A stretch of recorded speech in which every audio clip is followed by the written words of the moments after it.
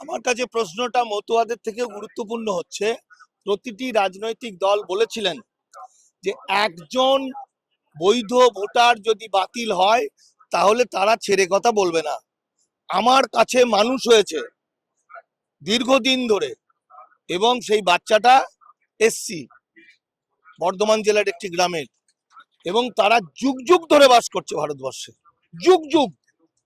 এবং সেই ছেলেটি বড় হয়েছে, গরিব মানুষের ছেলে, আজকে সে করে কমে খাচ্ছে, বাড়ি করেছে, দুটো বাচ্চা হয়েছে। দুপুরবেলা আমাকে ফোন করে কেঁদে কেঁদে বলছে আমাকে সুইসাইড করতে হবে, আমার নামটা বাতিল হয়েছে। এবং সে হচ্ছে বৈধ বৈধ বৈধ বৈধ বৈধ, আরো কত হাজার বার বৈধ বলতে হবে, তাহলে সেই বৈধ বাতিল হয়েছে, তাই তো? আবার আমি এটাও দেখলাম আজকের তারিখ পর্যন্ত, আজকের যে লিস্ট, এই লিস্ট পর্যন্ত নাম আছে এমন অনেককে আমি দেখলাম যাদের 87 সালের আগের কোনো কাজ নেই, কাগজ নেই, বাইরে থেকে এসে ফলস কাগজ তৈরি করেছে। আমি জনে জনে বলে দিতে পারি এরকম একাধিক মানুষ। তাহলে এটা কিসের কিসের এসআইআর, কিসের নাগরিকত্ব বাঁচা হচ্ছে? এই টোটালটা হচ্ছে একটা পরিকল্পনা, টোটাল পরিকল্পনা। শুধু তাই নয়, একদিকে আজকে দেখুন না আমাদের যে এই যে মিছিল, এই যে সভা, আপনাদের মনে আছে ইউএপিএ আইন যখন হয়েছিল এবং প্রথম শহীদ ছিলেন স্বপন দাশগুপ্ত, সেই সময় ভয় দেখিয়েছিল ইউএপি এর বিরুদ্ধে যারা পথে নামবে তাদের বিরুদ্ধে শাস্তি দেওয়া হবে। তখন কিন্তু আমি কবির সুমন সহ কয়েকজন স্বপন দাশগুপ্তর বডি নিয়ে গেছিলাম, মাত্র 15 জন। তখন রাস্তায় কোনো লোক ভয়ে আসেনি। আজকে এত বড় একটা ঘটনা, যেখানে লক্ষ লক্ষ মানুষের আসার কথা, সেখানে কিন্তু 50টা 60টা সংগঠন মিলে যে সভা, তাতে কিন্তু হাতে গোনা এই 20 জন 30 জন কি 50 জন। তার মানে রাষ্ট্র, ভারত সরকার এতটাই ভয় ধরিয়েছে, আতঙ্কিত করেছে, মানুষ, আন্দোলনকারীরাও পথে বেরোতে পারছে না, প্রতিবাদ করতে পারছে না। এখানে যে ঘটনাটা ঘটছে সেটা হচ্ছে রাষ্ট্র এমন কিছু কিছু কৌশল করছে যে কৌশলে মানুষ যাতে বুঝতে না পারে, অথচ ওদের কাজটা হয়ে যায়।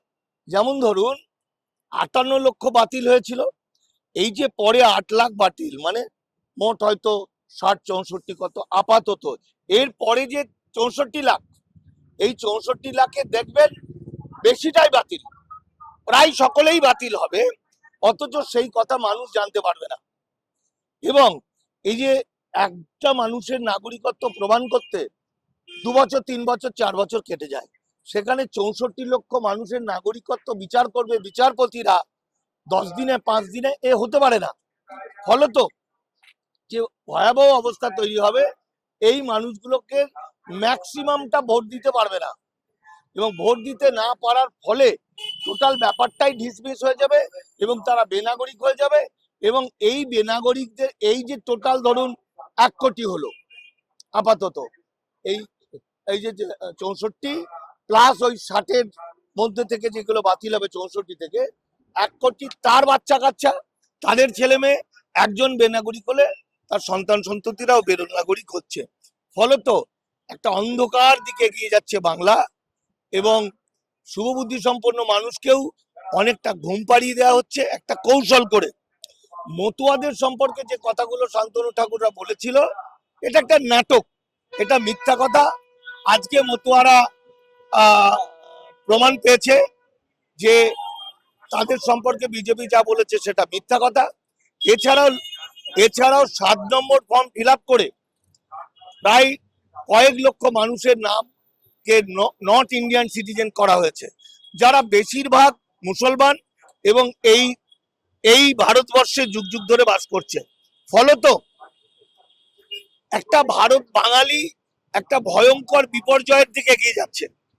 ধরুন সংবিধানের 326 নম্বর ধারা, আমি যদি 325 নম্বর ধারাটা দেখি তাহলে দেখবো একটা বৈধ ভোটারও যাতে বাতিল না হয়, প্রত্যেককে ভোট দেওয়াতে হবে। ফলে পাহাড়ের উপরে যদি একটা লোকও বাস করে, নির্বাচন কমিশন সেখানে গিয়ে ভোট করাবে, এরকম ঘটনা আমরা জানি।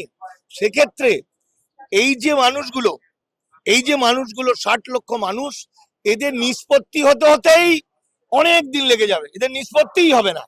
ফলত তখন আবার কেউ একটা মামলা করে দেবে, আবার যেই মামলা করবে তখন সেই মামলার ফলে কিন্তু ভোট আটকে যাবে, রাষ্ট্রপতি শাসন হয়ে যেতে পারে। এটা রাষ্ট্রপতি শাসন জারি করা এবং ততক্ষণে গুছিয়ে নেওয়া, অর্থাৎ কেন্দ্রীয় বাহিনী গুছিয়ে নেওয়া, ভিতরে ভিতরে ঢুকিয়ে দেওয়ার একটা পলিসি, এটা ওরা শান্তভাবে কায়দা করে করে দিচ্ছে। ফলত বাংলা এবং বাঙালির পক্ষে একটা ভয়ঙ্কর দিন এসে গেছে। এই যে আমার কাছে একটা ফোন এলো, সেটা হচ্ছে উত্তর 24 পরগনার দেগঙ্গার একটা গ্রামটার নাম, একটা গ্রাম থেকে বললাম, সেই গ্রামের 100 জন মানুষের বেশি, 101-2 জনের বাতিল হয়েছে, যারা মুসলমান এবং এই পারের চিরকালের। প্রচুর আদিবাসী মূল নিবাসী মানুষ বাতিল, তাই তো? অর্থাৎ অরিজিনাল যে বাতিল যেগুলো যাদের করা হচ্ছে, অরিজিনাল বাতিলের খবরটা মানুষকে জানাচ্ছে না, এটাই রাষ্ট্রের একটা কৌশল।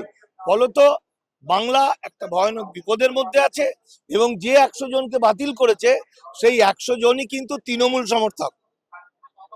যাদের যাদের বাতিল করা হচ্ছে, তৃণমূল সমর্থকদের বাতিল করা হচ্ছে, মুসলমান তৃণমূল সমর্থকদের বাতিল করা হচ্ছে। ফলে এটার মধ্যে দিয়ে আইদার ভোটের পুরো দখল করে নেওয়া ভোটের মাধ্যমে, অথবা রাষ্ট্রপতি শাসন জারি করে বাংলাকে এমন একটা জটিল অবস্থার মধ্যে ফেলে দেওয়া যে এটা থেকে বাংলার বেরোতে পারবে না। কেন বলুন তো? যদি রাষ্ট্রপতি শাসন জারি হয় আর যে মনে হচ্ছে 1 কোটি মানুষ বিপর্যস্ত, 1 কোটির পরিবার মিলে 3 কোটি 4 কোটি, যার পেটে বাচ্চা আছে সেই মানুষটা যদি বেনাগরিক হয় তাহলে তার বাচ্চাও বেনাগরিক। ফলত এই যে 3 কোটি 4 কোটি মানুষ বেনাগরিক হবে, এই 3-4 কোটি মানুষ রাষ্ট্রপতি শাসনের পরে আরো 6 মাস পর যদি আইনত যে সংবিধান অনুযায়ী যে ভোট হবে, তখন তো সমস্যা মিটছে না, তখন তো সমস্যা আরো জটিল হচ্ছে। ফলে তখনও ভোট হবে না। ফলে এইভাবে দেখা যাবে যে কেন্দ্রীয় বাহিনী আর বাংলায় যাচ্ছে না, বাড়ি ঘর করে বিছানাপত্র নিয়ে ঘুমিয়ে থাকবে, আর আমরা বাঙালি ধীরে ধীরে ধীরে ধীরে বন্ডেড লেবার বা কৃতদাসে পরিণত হব। এটার মধ্যে একটা গভীর চক্রান্ত আছে। সেই চক্রান্তটার আজকে একটা ইঙ্গিত আমরা দেখতে পেলাম। এত কিছু করার পরও ওরা দেখালো মাত্র 8 লাখ, আজকে দেখালো এটা ফলস। আসলে এই যে 64 লাখ যেটা আছে, 64 লাখের মধ্যে বেশিটাই বেনাগরিক হয়ে যাবে। এবং তাছাড়াও এই যে 7 নম্বর ফর্ম ফিল আপ করে যে 6 লাখ 6.5 লাখের বিরুদ্ধে 7 নম্বর ফর্ম, এইগুলোও বাতিল। সব সূত্র বাংলা এবং বাঙালি ভালো নেই। এখনো যদি বাঙালি সচেতন না হয় তাহলে অদূর ভবিষ্যতে কিন্তু বাংলা বাঙালি কি হবে সেটা একটা কঠিন প্রশ্ন হয়ে দাঁড়াচ্ছে।